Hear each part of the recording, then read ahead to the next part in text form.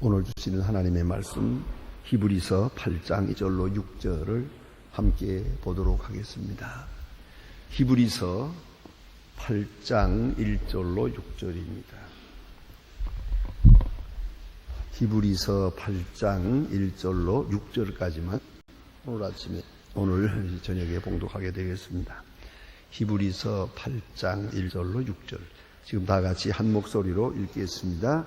이제 하는 말의 중요한 것은 이러한 대제사장이 우리에게 있는 것이라. 그가 하늘에서 위엄을 좌에 우편에 앉으서 성소와 장막에 부르는 자라. 이 장막은 주께서 베푸신 것이요 사람이 한 것이 아니니라. 대제사장마다 제물과 제사를 드림을 위하여 세운 자. 이러므로 저도 무슨 들 것이 있어야 할지니라. 예수께서 만일 땅에 계셨으면 제사장이 되지 아니하셨지. 이는 율법을 쫓아 율법을 드리는 제사장이 있음이라. 저희가 섬기는 것은 하늘에 있는 그의 모형과 그림자라. 모세가 장막을 지을 때에 그 지시하심을 받아 어음과 같이 있으니 저의 말씀 모든 자라 본을 쫓아 지으라 하셨느니라. 그러나 이제 내가 더 아름다운 직분을 얻었으니 이는 더 좋은 약속으로 세우신 더 좋은 언약의 중보시라. 아멘. 이미 우리가 공부한 바와 같이 이 히브리서는 철저하게 히브리 문화, 특별히 종교 문화, 그 전통적인 히브리 문화적 배경에서 말해주는 기독론입니다. 문제는 히브리서는 철저한 기독론입니다. 예수가 누구냐 하는 것을 설명하는데 그것을 히브리적인 배경에서 히브리 문화권에 사는 거기에 익숙한 사람들에게 지금 예수 그리스도를 설명하고 있었나. 그 특별히 예수가 누구냐, 그 본질이 누구냐, 그와 우리와의 관계가 어떤 것이냐 하는 기독론을 지금 이렇게 전개하고 있습니다. 오늘 본문에는 더 좋은 언약의 중보에 대해서 말씀하고 계십니다. 먼저 이 중보를 다른 말로 오늘 본문에서는 예수는 그리스도요 또한 제사장이다 하는 것으로 말씀하고 있습니다. 제사장은 곧 중보다. 제사장은 중보다. 아주 중요한 의미를 가집니다.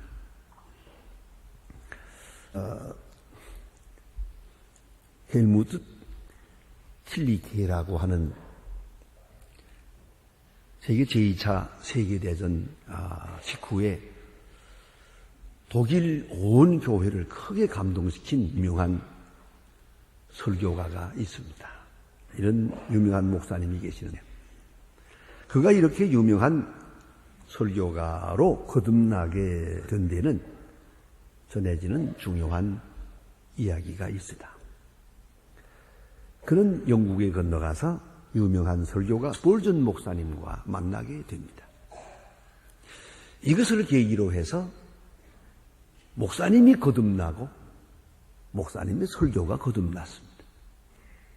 그래서 전 독일에 큰 영향을 끼친 설교가가 대설교가가 되었던 것입니다. 너무나도 큰 감동을 받았기에 그 감동된 바를 정리해서 책을 썼습니다. 스폴전과의 만남, 스폴전 목사님과의 만남이라는 책까지 쓰게 됐습니다. 그 책 중에 있는 중심부의 중요한 말씀을 제가 몇 말씀 인용합니다. 복음을 받아들이면 삶이 보다 쉬워진다거나 복음이 사람의 문제를 다 해결해 준다거나 기독교가 아니면 문명 쇠락한다거나 국가와 사회에는 종교가 필수 조건이라든가 이런 것들은 스폴전 목사님의 설교의 주제가 아니라고. 이런 주제로 스폴전 목사님은 전혀 설교하지 않았다. 이러한 모든 것은 기독교 실용주의의 일종이라고 일축합니다. 그는 오직 구원에만 관심이 있었습니다. 예수 그리스도가 우리의 죄를 사해 주셨으며 우리를 하나님께 다가갈 수 있도록 중보해 주신다는 것을 설교했다는 겁니다. 그래서 스폴전 목사님에게 있어서는 가장 중요한 것은 죽을 수밖에 없는 죄인을 구원하는 것이며, 구원받은 죄인이 예수 그리스도로 말미암아 하나님께 나아간다는 그것뿐입니다. 유명한 설교가 스폴전 목사님으로부터 이러한 중요한 중심 사상을 그가 받고, 그리고 틸리케 목사님은 목사님 자신이 중생하고 목사님 설교가 중생을 했죠. 거듭나서 그 또한 역시 독일을 크게 감동시키는 설교가가 되었는데, 그가 틸리케 목사님은 당당하게 이렇게 외치고 있습니다. 구원을 강조하는 것 외에 있어지는 모든 설교는 물탄 복음이며 다 쓸데없는 소리다. 여러분, 다시 한번 해석을 드리면, 예수 믿으면 살고, 예수 믿으면 복받고, 예수 믿으면 문제가 해결이 되고, 뭐 이런 이야기는 이 틸리케 목사님 말대로는 물탄 복음이라는 얘기예요. 다시 말하면 참 복음이 아니라는 것이죠. 이렇게 외칠 때에 비로소 그는 독일 전 교회를 감동시킨 설교가가 됐습니다. 이 무슨 말입니까? 예수는 그리스도요, 우리 죄를 위하여 죽으시고 우리 의를 위하여 부활하소서 오늘도 제사장이 되오리라. 내 죄를 사하시는 분이며 우리는 오직 예수를 통해서 주님께 나아간다, 하나님께 나아가고 있다. 이것이 핵심 교리예요. 어쩌면 이것 외에 다른 이야기는 필요가 없어요. 100번, 1000번 들어도 이것이 복음이에요. 그걸 잊지 말아야 합니다. 그럼 중보자라는 게 뭐냐? 영어로 메디에이터라. 중보자라는 게 뭐냐? 중보자는 두 인격 사이에 서서 두 인격을 만나게 하고 화해하게 하고 하나 되게 하는 것이 중자입니다. 전혀 만날 수 없는 자를 만나게 하고 영영 만날 수 없는 자를 만나게 하는 거예요. 그리고 화해하게 하고 하나 되게 합니다. 그래서 원수된 관계를 사랑의 관계로 바꾸고 하나님과 원수된 사람을 하나님의 자녀를 만들었어요. 그게 중보자입니다. 중보자입니다. 우리는 하나님께 나아갈 수가 없어요. 그러나 예수의 이름으로 나아갑니다.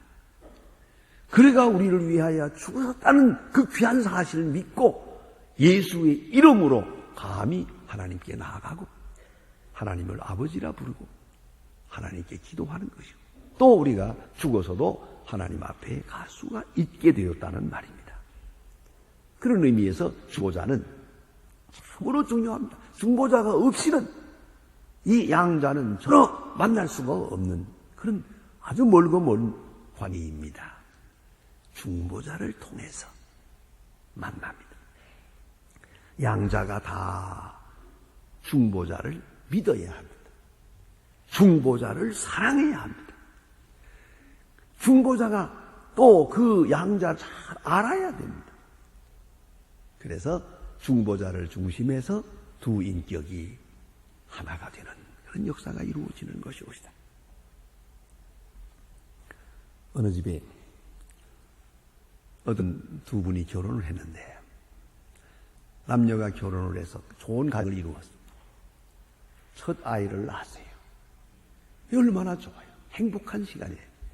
그만 그 남편이 탈선을 했어요. 가출을 했어요. 집을 나가 영영 소식이 없었어요. 그 부인은 아들 하나를 낳아서 혼자서 남의 집 싹발랄을 해가면서 여러 가지 고생해가면서 아들을 키웠어요. 아들이 20살이 됐어요.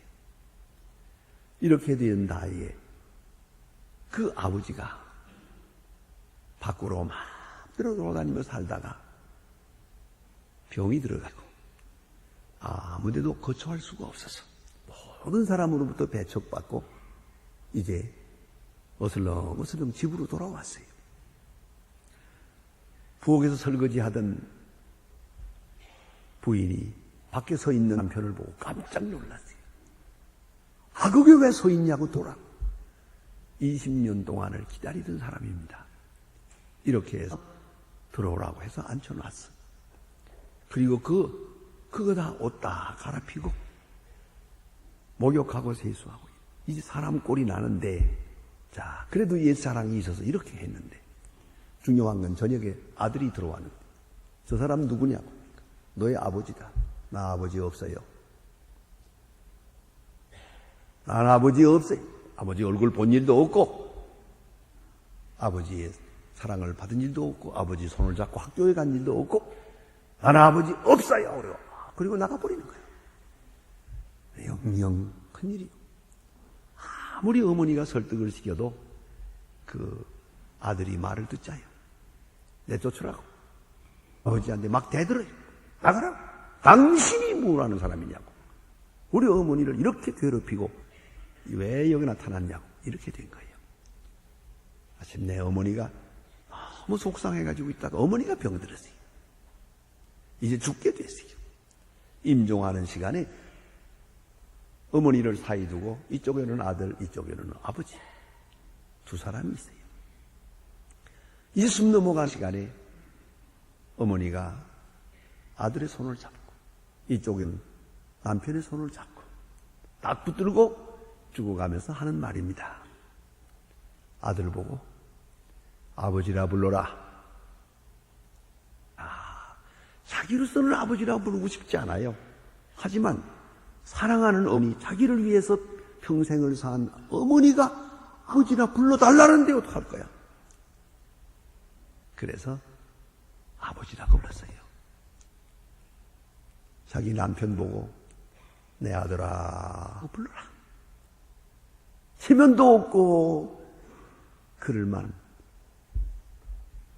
마음도 못 되지만은 죽어가는 아내를 생각해서 내 아들아 아무개야 하고 불렀어요. 두 사람의 손을 딱 마주 잡고 자기 가슴에다 딱 놓고 꽉 쥐고 죽었어요. 그 후에 그 아들은 아버지를 아버지로 부르게 됐고 또 아버지는 아들을 아들로 살아가게 됐단 말입니다. 이게 중보자라는 거예요. 보세요. 그 아버지와 그 아들 영영 왼수예요. 그러나 인간의 어머니가 있어요. 그 어머니, 그 부인이 두 사람을 다 사랑해요. 그리고 애타게 간절히 소원하면서 죽어가고 있어요. 그 소원을 들어서 두 사람은 하나가 된 거예요. 중보예요. 이게 중보라는 거예요. 우리와 하나님은 만날 수가 없어요.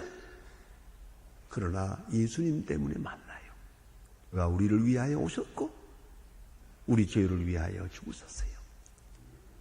이거로 우리는 예수의 이름으로 기도하고 예수를 의지하여 하나님의 자녀 되는 것이에요. 그래서 오늘 성경은 제사장은 곧 중보자다. 우리를 위하여 중보하고 계시다. 그뿐만 아니라 영원한 중보자다. 이 땅에 있는 제사장은 나고 죽고 그런 제사장이지만 하늘에 있는 제사장은 영원한 제사장이다.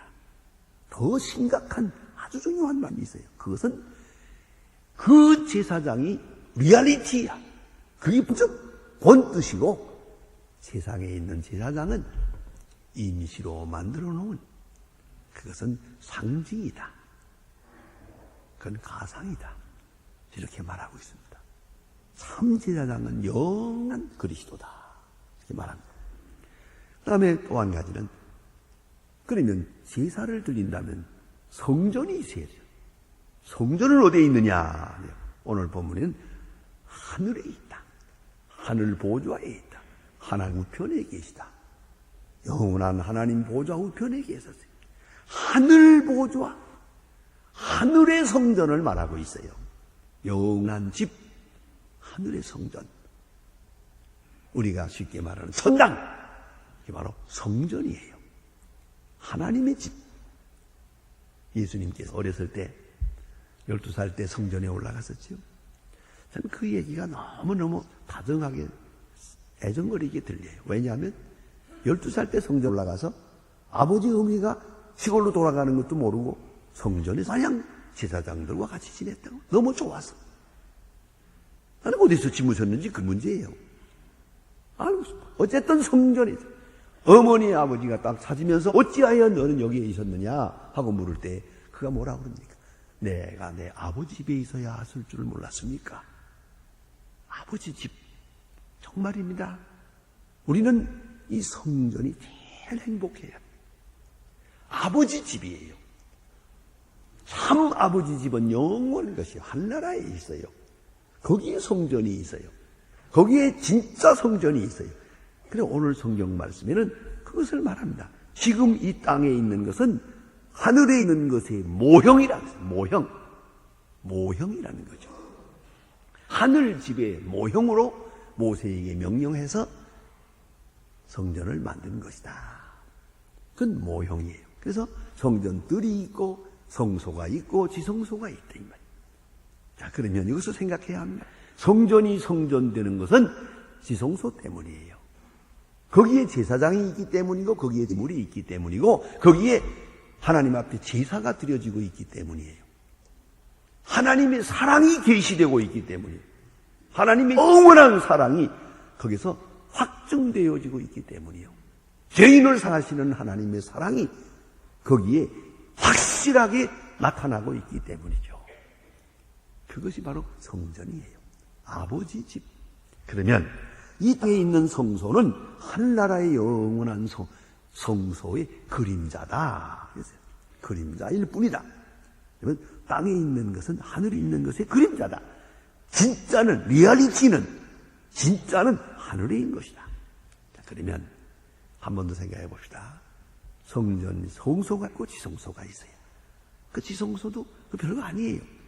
이 지성소는 저 하늘나라 영원한 지성소의 그림으로 하나의 모형으로 우리 땅에 있는 것뿐이다. 그러니까 우리는 땅에 있는 집을 보면서 하늘의 집을 생각해야 하고 땅에 있는 성소를 생각하며 하늘의 성소를 항상 마음에 그리고 있어야 된다는 걸 꼭 잊지 말아야 합니다. 자, 그리고 세 번째가 뭐냐, 오늘 본문인 대로 자, 하나님 앞에 나가는 사람은 반드시 거기에 재물이 무엇은 드릴 것이 있어야 할 것이니라. 재물을 가지고 나가야 돼. 예? 3절에서 재물을 말하고 있어요. 드릴 것이 있어야 한다. 제사장은 사실 알고 보면 재물을 섬기는 거예요. 재물 자체의 의미가 있는 것이죠. 예? 그걸 잊지 말아야 합니다. 아주 재미있는 일화가 있습니다. 어떤 날 청년반에 성경 공부하는데 아브라함에 대한 이야기를 목사님이 했더래요. 했더니 청년 하나가 딱 질문을 하는데, 목사님, 난 이 본문 마음에 안 들어요. 왜요? 아니, 세상에 하나님이 말이에요. 사랑의 하나님인데 왜 자기 아들을 잡아서 제사드리라고, 아들을 죽여가지고 불태워가지고 제사드리라고, 그 끔찍한 하나님 영 마음에 안 들어요. 어떻게 그럴 수 있을까요? 하나님이 어떻게 그럴 수 있을까요? 네. 청년반을 인도하는 목사님이 아주 지혜롭게 말하세요. 나 하나씩 질문하자. 하나님이 이삭이 죽는 것을 좋아했겠냐 안 했겠냐? 그건 물론 안 했겠죠. 그러나 한 가지 더 물어보자. 아브라함이 제물이 되고 이삭도 제물인데 하나님이 어느 쪽 제물을 원했겠냐? 그 청년이 답을 잘했어요. 그게 아브라함이 죽는 걸 하나님이 원했죠. 그렇습니다. 참 제사는 아브라함이 죽어야 되는 거예요. 아브라함의 죽음을 원한 거예요. 아브라함의 헌신을 원한 거예요. 그런데 아브라함의 입장에서는 자기보다 아들이 더 귀하거든요. 100세가 넘은 아버지이기 때문에 그 아들의 생명이라는 건 아주 소중한 것이야. 내 생명보다 더 소중한 거지. 그런 거 이삭을 원하는 거예요. 어찌 생각하면 이삭 자신이 아니고 이삭을 향한 그 마음이에요. 이삭을 사랑하는 마음이에요. 하나님은 그걸 제물로 원했던 것이죠. 그러지 말아야 돼요. 우리가 생각하는 자기 사랑하는 마음, 자기 의를 생각하는 마음, 자기 명예를 생각하는 마음, 나라고 하는 존재에 집착된 이 자기를 제물로 원하시는 거예요. 그런데 이대로 바치면 주가 없어지니까 이제 대신 양을 제물로 드리는 거예요. 그러나 의미상으로는 언제나 자기가 제물이죠. 제물이 아니에요. 양과 소가 무슨 의미가 있어요?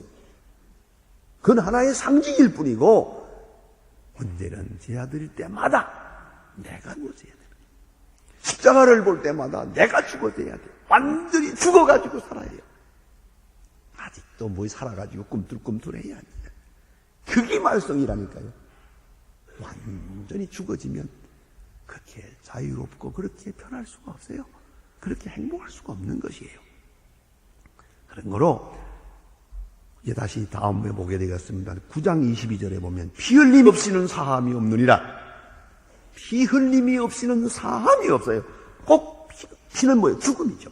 피는 생명이요, 생명은 죽음이래요. 피 흘려지면 죽음 말하는 것이죠. 내가 제물 앞에서 항상 죽어져야 되는 것이에요. 내 자신이 제물이 되어야 하는 걸 꼭 잊지 말아야 돼요. 내 자신이 제물이 되는데 대신 주님이 제물이 되어주신 것이죠. 그런데 또 그래야 할 것은 자기 자신이 의로워야만 제물이 될 수 있습니다. 죄인이 죽는 것은 제물이 되질 않아요. 여러분 생각해 보세요. 나도 죄인인데 누구가 대신 죽겠다고 한다면 너도 너 혼자 죽을 사람인데 몰라 하면 대신 죽고 말할 게 없잖아요. 그렇지 않습니까? 자기 자신이 죄인이면 누구를 대신해서 줄 수 있는 자격이 없는 거예요. 처음부터가. 그런 거로 우리는 스스로 죽어봤댔자 죄인으로 죽으니까 아무 의미가 없어요. 죄 없는 자가 돼야죠. 그래야 죄인이 살아날 수가 있는 것이죠. 아주 중요한 말입니다. 그래서 9장 12절에 보면 자기 피로 영원한 속죄를 이루었다. 그러세요. 자기 피로 예수님은 자기 자신이 죽어서 여기는 대전제가 있어요. 예수님은 의인이에요. 깨끗한 의인이요. 죄가 전혀 없는 깨끗한 의인이요. 그리고 의인으로 한 일생을 살았어요. 그리고 의인처럼 죽었어요. 여기 만유 균형의 법칙이 여기에 해당되는 걸 잊지 말아야 돼요. 다시 말하면 쉽게 생각해 보세요. 한쪽에 놀고 먹는 놈이 있어요. 일 안 하고 잘 먹고 살아요. 그건 무슨 말입니까? 한쪽은 일하고 굶는 사람이 있어요. 균형이라는 거예요. 그렇죠? 한쪽이 일 안 하고 빈둥거리면서 잘 사는 사람이 있는 사회라면 어딘가는 일을 많이 하고도 잘 못 사는 사람이 있을 거예요. 그걸 잊지 마야 돼요. 그런 거로 죄인은 죄인처럼 살아야 마땅해요. 죄인이 의인처럼 잘 살아요. 그러면 어딘가 의인이 죄인처럼 됐다는 걸 의미하는 거예요. 여기서 우리는 생각해야 한다. 죄인으로서 죄인으로 죽는 것은 아무 의미가 없는 거예요. 그건 죄의 대가로 죽은 것일 뿐이에요. 그런 거로 의인이 완전한 의인이 죄인처럼 죽어야 죄인이 의인처럼 살 수 있는 거예요. 그걸 잊지 말아야 돼요. 이게 대속의 역사예요. 그런 거로 예수만이 우리를 죄로 살 수가 있는 거예요. 우리가 가끔 어떤 때는 내가 대신 자기 죄도 많은데 무슨 대신, 이게 안 되죠. 그거는요. 우리는 대신할 자격이 없어요. 어떤 사람들은 또 그래. 내가 무슨 내가 지은 죄에 대한 그 사죄하는 마음으로 죄도 많은데 뭘 사죄하고 말 수 있어요. 아니에요. 우리는 그럴 수가 없어요. 이 길밖에 없어요. 오직 예수 그리스도, 죄 없는 예수 그리스도, 깨끗한 예수만이 그가 죄인처럼 저주받은 자처럼 죽어가요. 그리 함으로써 이제 죽어야 할, 마땅히 죽어야 할 죄인이 의인처럼 하나님의 자녀로 구원받긴 것이에요. 아주 중요한 기본 원리가 여기에 있는 것이에요. 그렇다면 이제 오늘 본문에 보면 더 좋은 언약이라는 말이 나와요. 여기는 약속이 있어야 돼요. 그렇게 받으리겠다는 약속, 그렇게 인정하시겠다는 약속, 그것을 의로 받으시겠다고 하는 하나님의 언약이 있어야 되는 것이에요. 오늘 아침에 제가 CBMC 성경 공부 인도하러 갔는데 그 성경 공부한 다음에는 꼭 질문 시간이 있어요. 그런데 오늘 공부한 거든지 평소에 생각하던 것 중에 질문할 것 있으면 질문하세요. 그러면 저를 보면 언제나 전문적으로 질문하는 사람이 있어요. 따로 늘 질문하는 있는데 그 사람이 안 나오면 질문 안 해요. 근데 오늘은 엉뚱한 사람이 오늘 내가 좀 질문하겠습니다. 그래요. 하세요. 그랬더니 아주 질문을 3가지를 했는데 제가 다 얘기를 안 하겠습니다. 하나만 얘기하겠는데 오늘 바로 이 질문을 하는 거예요. 성경에 보니까 약속이라는 말도 있고 언약이라는 말도 있는데 아니 언약 말로 한 약속 그것도 약속이고 약속도 약속이고 그래 언약은 뭐고 약속은 뭡니까? 그거 좀 설명해 주세요. 그랬어요. 아주 고급 질문을 했습니다. 이 질문 자체가 고급이요. 예, 아주 높은 수준의 질문을 했다고. 그래서 대답을 제가 했습니다. 그건 제 전공이거든요. 그런데 이걸 아셔야 됩니다. 언약이라는 말은 말로 한 약속, 말씀의 약속을 말하는 것이에요. 말씀의 약속, 언약. 그러니까 우리가 함부로 쓰면 안 돼요. 우리 교인들은 다른 사람들은 쓰든지 말든지 우리 교인들 언약이라는 것은 하나님이 우리에게 하시는 약속만 언약이에요. 구별해서 언약이고 보통 우리끼리 하는 약속은 약속이고 그건 다른 거예요. 약속은 수평적인 것이에요. 했다가 취소할 수도 있어요. 얼마든지. 오늘도 이런 무슨 약속했다가 이거 나 오늘 바빠서 못 갑니다. 그러면 알았어. 그럼 끝난 거야. 얼마든지 취소할 수 있어요. 예. 그 정당한 거예요. 취소하면 정당 바꾸면 되는 거지. 하지만 언약은 바꾸지 못해요. 하나님이 약속하신 거예요. 일방적으로 하나님이 이렇게 하기로, 이렇게 하면은 구원하시기로, 이렇게 하면은 죄 사하기로 하나님이 약속한 것이에요. 하나님이 말씀하세요. 그 이의가 없어요. 그거는 일방적인 약속이 동시에 이건 고칠 수가 없어요. 디아데케 이건 고칠 수가 없는 약속이에요. 그래서 우리말로 좀 번역할 때는 테스타멘툼 이렇게 번역해요. 라틴어로 테스타멘툼. 이거 무슨 말이냐? 유언이라는 말이에요. 유언. 그 유언은 어떻습니까? 우리서 좀 더 나가다 보면 이거 다 나옵니다. 설명이 나옵니다. 그런데 유언은 죽는 사람이 살아있는 사람에게 약속하는 거예요. 이 집은 네가 가져라. 저 밭은 네가 가져라. 너는 반드시 예수 잘 믿어라. 약속이에요. 명령이면서 그 약속이에요. 이거는 약속한 사람이 죽어버리니까 질 수가 없어요. 영영 고칠 수가 없어요. 그것을 지켜서 그의 약속의 혜택을 누릴 뿐이지 이 약속은 고칠 수 없는 약속이에요.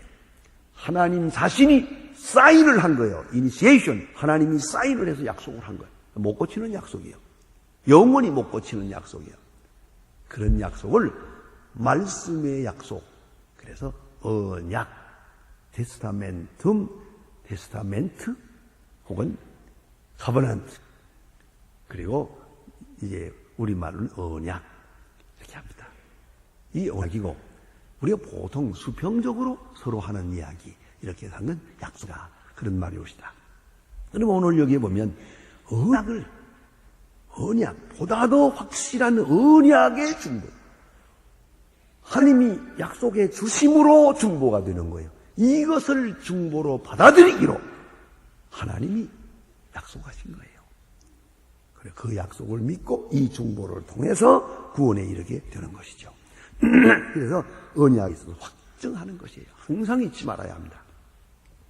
언젠가 종교개혁자 마틴 루터가 이상한 꿈을 꿨대요. 마틴 루터는 꿈꾼 얘기가 많아요. 그런데 어느 날 꿈을 꾸는데 꿈에 보니까 마귀가 자기에게 찾아와서 루터에게 제목을 제시하더랍니다. 전 상부에 기록해가지고 무슨 죄. 기가 막히게 많은 제목을 들어놓고는 그런 거로 너는 지옥 가야 한다. 가자. 지옥으로 가자. 루터의 대답이 그 죄 외에 또 없어? 가만히 있더니 또 있어. 그 다음 또 불렀어요. 그 다음에 또 부르고 나니까 그 이상 또 없어? 더 있을 텐데 오히려 이렇게 말했지. 마귀가 더 있겠지. 그때 루터가 하는 말이 그 제목 기록한 위에다가 빨간 글씨로 예수의 보혈이 나의 모든 죄를 씻었다 하고 써놓았더니 마귀가 깜짝 놀라서 도망을 가. 루터가 꿈꾼 얘기예요. 루터는 철저한 예수 그리스도의 보혈을 믿고 이게 꿈에도 이런 꿈을 꾸었어요. 아주 중요한 얘기예요. 꿈에도 오직 예수의 보혈 이런 꿈을 꾸었다. 이 바로 마틴 루터였어요. 오직 예수의 보혈로 우리는 구원을 받고 그를 중보로 해서 하나님 앞에 나아가는 것을 잊지 말아야 하겠습니다. 기도하십시다.